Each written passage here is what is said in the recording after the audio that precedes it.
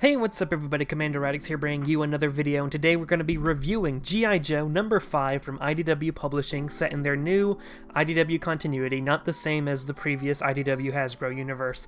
Is it part of the same universe with the current Transformers series? They won't confirm or deny anything, so yeah. But we're reviewing number 5, Dreadnokistan, and just like the previous issues, except for number 1, I have a lot of positive things to say about this issue. Although I don't have much to say, but what I have to say are good things. First off, we really get to see the Indianapolis Massacre get elaborated on. We get to see the remains of Indianapolis. We know what happened to Indianapolis, and I think we see why the Indianapolis Massacre happened. I can't remember. I should have reread the issue before I started this, but you know, it helps build up Cobra as a believable villain. We're introduced to this continuity's version of the Dreadnoks, and they're a weird mix between being not good and not bad. Like, they aren't exactly good people, they sort of take their community thing way too far, but they're also not exactly bad people. They want the United States to return to how it was, and they also fight against Cobra's oppression.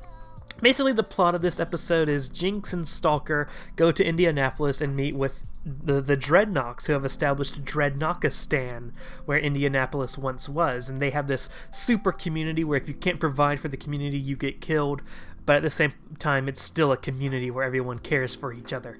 While there, they get attacked by a recon bat, a battle android trooper, one of Cobra's robots, and that's when everything starts to go wrong in Indianapolis, or Dreadnokistan.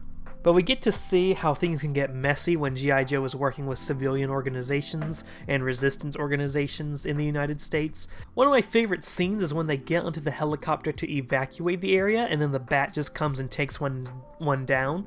I like the weird mix between realism and sci-fi stuff that happens in G.I. Joe.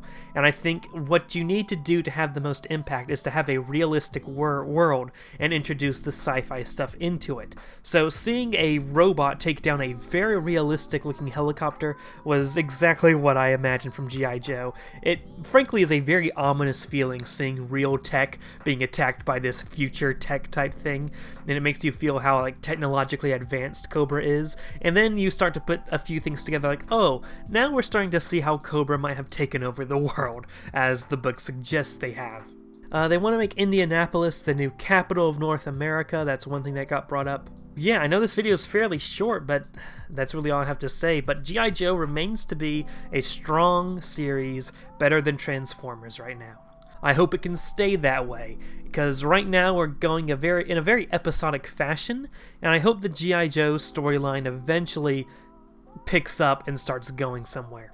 But that's all I really have to say about G.I. Joe number 5. Thank you guys so much for watching. I'll be here to review the next issue when it comes out. Consider subscribing to this channel if you have not yet. Follow me on social media if you want to join the community. Consider supporting me on Patreon if you want to see this channel continue. And yeah, have a great day, ladies and gentlemen.